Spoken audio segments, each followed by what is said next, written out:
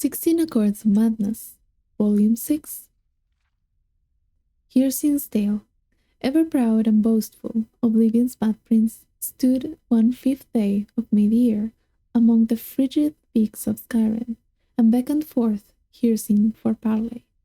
The huntsman god materialized, for this was his day, and the boldness of Sheogorath intrigued him. Right without equal, Sheogorath holds in his realm giggling loons, flamboyant auteurs, and craven mutilators. The Mad Prince will ply profitless bargains and promote senseless bloodshed for nothing more than the joy of another's confusion, tragedy, or rage. So it was that Sheogorath had set a stage on which to play himself as rival to Hircin. Without haste, the coy prince proffered his context. Each prince was to groom a beast to meet at this place again, 3 years to the hour, and to do fatal battle. Expressionless behind his fearsome countenance, Hircin agreed, and with naught but a dusting of snow in the drift, the princes were gone to their realms. Confident but knowing Sheogorath for a trickster, Hircin secretly bred an abomination in its hidden realm, an ancient deathroth he summoned, and imbued it with foul curse of lycanthropy. Of pitch heart and jagged fan, the unspeakable horror had no peer, even among the great hunters of Hircin's spear. In the 3rd year, on the given day, Hircin returned, where Sheogorath leaned, cross-legged on a stone, whistling with idle patience. The prince of the hunt struck his spear to the ground, bringing forth his unnatural, snarling behemoth. Doffing his cap, sly as ever, Sheogorath stood and stepped aside to reveal a tiny, colorful bird perched atop the stone. Demurely it chirped in the blistering guts, scarcely audible. In a twisted springing heap, the deathroth was upon the stone, leaving only rubble where the boulder had been. Thinking itself victorious, the monster's bloodied maw curled into a mock grin, when a subdued sun drifted in the crisp air. The tiny bird lightly hopped along the snout of the furious deathroth. Sheogorath looked on, quietly mirthful, as the diminutive creature picked at a bit of detritus caught in scales betwixt the fiery eyes of the larger beast.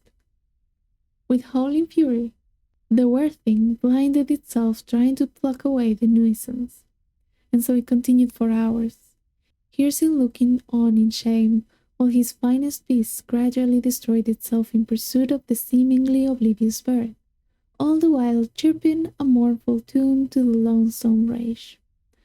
Livid but beaten, Hircin burned the ragged corpse and withdrew to his realm, swearing in forgotten tongues. His curses still hang in those peaks, and no wayfarer tarries for fear of his wrathful aspect in those obscure heights. Turning on his heel, Sheogorath beckoned the minuscule songbird to perch atop his shoulder, and stroll down the mountain, making for the warm breezes and vibrant sunsets of the Avesian coast, whistling in tune with the tiniest champion in Tamriel. 16 Accords of Madness, Volume 9. Vermina's Tale. Darius Shano found himself running as fast as he could. He had no idea what he was running from, or towards, but he didn't care. The desire saturated his mind. There was nothing in the world except flight.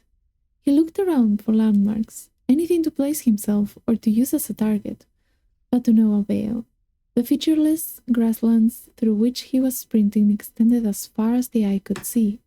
Just have to keep running, he thought to himself. I have to run as fast as I can. On and on he ran, with no end in sight or in mind, standing over Darius Shano while he lay quietly in his bed, were his mistress, Vermina the Dreamweaver, and the mad god Sheogorath. Vermina looked down with pride at this disciple of hers, and was boastful of her little jewel. Such potential in this one. Through dreams of inspiration I have nurtured literary talent into fruition, and now he stands in acclaim as an emerging bard and poet. He will gain much favor before I tire of him. Shogorath too gazed at the young Breton artist, and saw that he was indeed famous among the other mortals. Mused Shogorath, but how many are there who hate this mortal whom you have built? It is the hatred of the mortals which confirms greatness, and not their love. Surely you can accomplish this as well. Vermina's eyes narrowed. Yes, the mortals are indeed often foolish and petty, and it is true that many of their most bold have been despised. Do not worry, Mad One, for I have the power to achieve many forms of greatness with this one, hatred among them. Perhaps, Dreamweaver, it would be amusing to show who has this power. Inspire foolish, arrogant hatred of this mortal for 10 years, and then I will do the same. We shall see whose talents are most efficient. Free of aid or interference from any of the Dedra. At this, she relaxed into confident pleasure. The mad god is indeed powerful, but this task is suited to my skills. The mortals are repulsed by madness, but rarely think it worthy of hate. I shall take pleasure in revealing this to you, as I bring the more subtle horrors out of this mortal's subconscious. And so, in the 19th year of his life, the dreams Darius Shano had been experiencing began to change. Fear had always been part of the night for him, but now there was something else. A darkness began to creep into his slumber, a darkness that sucked away all feeling and color, leaving only emptiness behind. When this happened, he opened his mouth to scream, but found that the darkness had taken his voice as well. All he has was the terror and the void, and each night they filled him with a new understanding of death. Yet when he woke, there was no fear, for he had faith that his lady had a purpose. Indeed, one night Vermina herself emerged from the void. She leaned in close to whisper into his ear, "Watch carefully, my beloved." With that, she pulled the void away, and for hours each night she would reveal to Darius the most horrible perversions of nature, men being skinned and eaten alive by other men, unimaginable beasts of many limbs and mouth, entire populations being burned. Their screams filled his every evening. In time, these visions gnawed at his soul, and his work began to take on the character of his nightmares. The images revealed to him that night were reproduced on the page, and the terrible cruelty and hollow voice that his work contained both revolted and fascinated the public. They reveled in their disgust over every detail. There were those who openly enjoyed his shocking material, and his popularity among some only fed the hatred of those who found it abhorrent.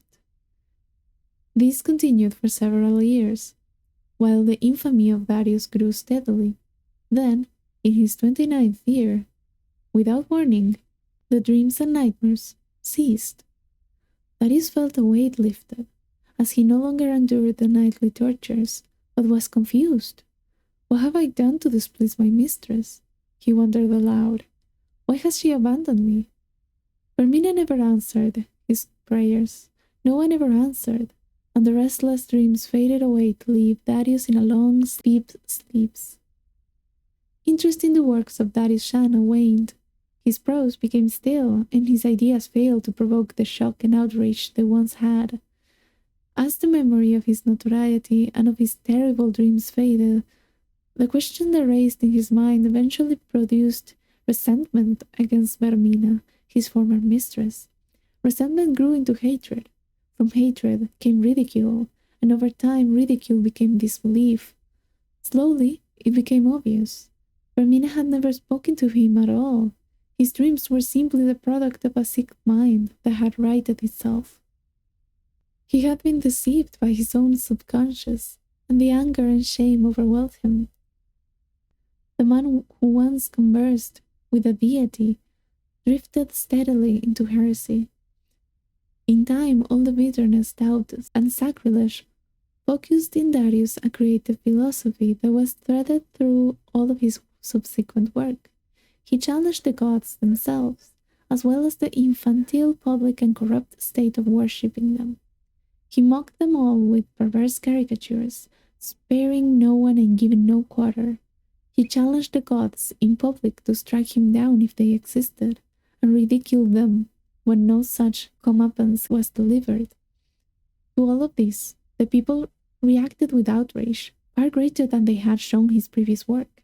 His early career had offended only sensibilities, but now he was striking directly at the heart of the people. His body of work grew in size and intensity. Temples, nobles, and commoners were all targets of his scorn. Finally, at age 39, Darius wrote a piece entitled "The Noblest Fool," ridiculing the emperor god Tiber Septim for integrating into the pathetic 9 divines cult. The local king of Daenia, who had been humiliated by this upstart in the past, saw his chance. For his sacrilege against the empire, Darius Shano was executed. With a ceremonial parade in front of a cheering crowd of hundreds, his last bitter words were gurgled through a mouthful of his own blood. 20 years after their wager was first placed, Vermina and Sheogorath met over Darius Shano's headless corpse. The Dreamweaver had been eager for this meeting. She had been waiting for years to confront the Daedric prince over his lack of action. "I have been deceived by you, Sheogorath. I performed my half of the bargain, and during your 10 years you never contacted the mortal once. He owes none of his greatness to you, or your talents, or your influence." "Nonsense," croaked the mad god. "I was with him all along. When your time ended and mine began, your whisper in his ear were replaced with silence. I severed his link to that from which he found the most comfort and meaning, and withheld the very attention the creature so desperately craved. Without his mistress, this man's character would ripen under resentment and hatred. Now his bitterness is total, and overcome by a madness fueled by his rage, he feeds me in my realm as an eternal servant." Sheogorath turned and spoke to the empty space by his side. Indeed, Darius Shano was a glorious mortal, despised by his own people, his kings, and even by the gods he mocked. For my success, I shall accept 60 followers of Vermina into my service, and the dreamers will awaken as madmen. And thus did Sheogorath teach Vermina that without madness there are no dreams and no creation. Vermina will never forget this lesson. 16 Accords of Madness, Volume 12. Malagat's Tale. In the days before the Orsinian founding, the Sprung Orc folk were subjected to ostracism and persecutions even more numerous and harsh than their progeny are accustomed to in our own age. So it was that many champions of the Orsimer traveled, enforcing what borders they could for the proliferation of their own people. Many of these champions are spoken of yet today, among them the Cursed Legion, Groma the Hairless, and the noble Emeg Gro Kaira. This latter crusader would have certainly risen to legendary status throughout Tamriel, had he not been subject to the attention of certain Daedric princes. Emeg Gro Kaira was the bastard son of a young maiden who was killed in childbirth. He was raised by the shaman of his tribe, the Gril Kamuag, in the peaks of what we now call Normar Heights. Late in his 15th year, Emeg forged by hand an ornate suit of scaled armor, a rite of ascension among his tribe. On a blustery day, he pounded the final rivet, and draping a heavy cloak over the bulky mantle, Emeg set out from his village for the last time. Word of his exploits always returned home, whether defending merchant caravans from brigands or liberating enslaved beastfolk. News of the noble orc crusader began to grace even the lips of Bretons, often with a tinge of fear.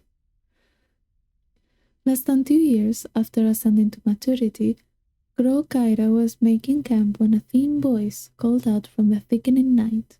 He was surprised to hear the language of his people, spoken by a tongue that obviously did not belong to an orc.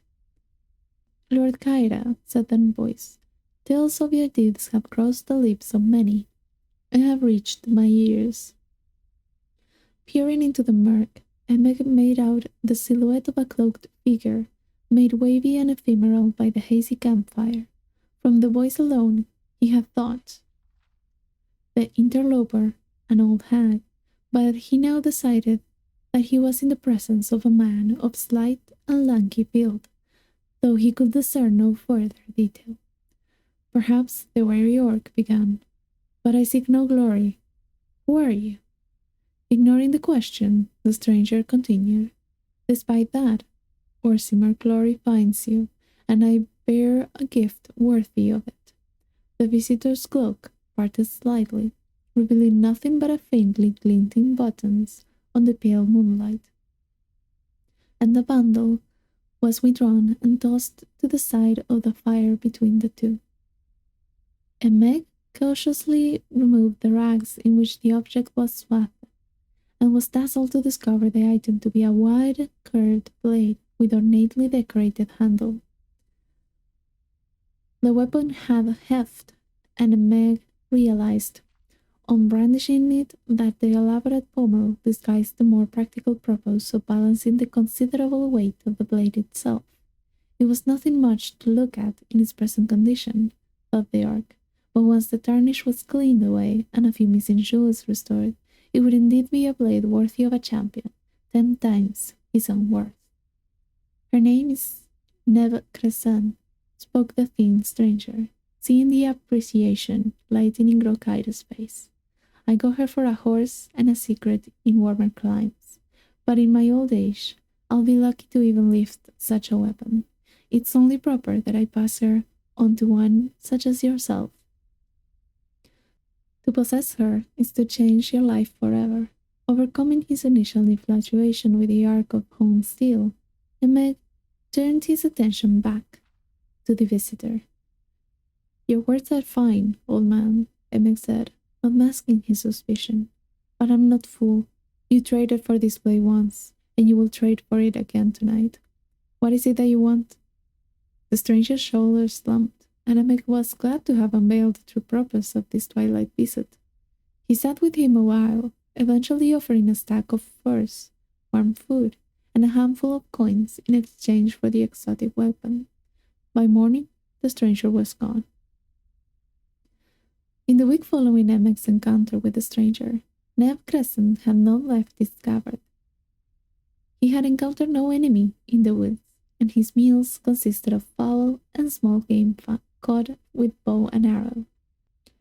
The peace suited him fine, but on the 7th morning, while fog still crept between the low-hanging boughs, Emmet's ears pricked up at the telltale crunchy of a nearby footfall in the dense snow and forest debris. Emmet's nostrils flared, but he was upwind, being unable to see or smell his guest, and knowing that the breeze carried his scent in that direction, Emmet's guard was up, and he cautiously drew Neve Crescent from its sheath. Emmet himself was not entirely sure of all that happened next.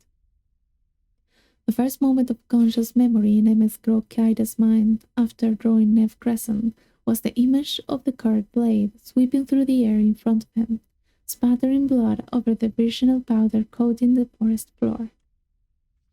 The second memory was a feeling of frenzied bloodlust creeping over him, but it was then that he saw, for the first time, his victim, an orc woman, perhaps a few years younger than himself, her body a canvas of grisly wounds, enough to kill a strong man 10 times over. Emmet's disgust overwhelmed the madness that had overtaken him, and with all his will enlisted, he released Neve Crescent from his grip and let the blade sail. With a discordant ringing, it spun through the air and was buried into a snowdrift. Emmet fled the scene in shame and horror, drawing the hood of his cloak up to hide himself from the judging eyes of the rising sun. The scene where Emmet Grokaira had murdered one of his own kind was a macabre one. Below the neck, the body was flayed and mutilated almost beyond recognition, but the untouched face was a frozen, impermanent expression of abject terror. It was here that Sheogorath performed certain rites that summoned Malakath, and the two Daedric lords held court in the presence of the disfigured corpse. "Why show me this, mad one?" began Malakath, once he recovered from his initial wordless outrage. "Do you take such pleasure in watching me grieve the murder of my children?"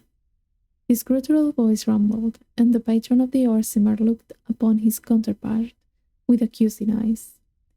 "My birth, she was yours, brother outcast," began Sheogorath, solemn in aspect and demeanor. "But she was a daughter of mine by her own habits. My mourning here is no less than your own, my outrage no less great." "I am not so sure," grumbled Malakath, "but rest assured the vengeance for this crime is mine to reap. I expect no contest for you. Stand aside." As the fearsome prince began to push past him, Lord Sheogorath spoke again. "I have no intention of standing between you and vengeance. In fact, I mean to help you. I have servants in this wilderness, and can tell you just where to find our mutual foe. I ask only that you use a weapon of my choosing. Wound the criminal with my blade, and banish him to my plane, where I can exact my own punishment. The rights of honor killing here belong to you."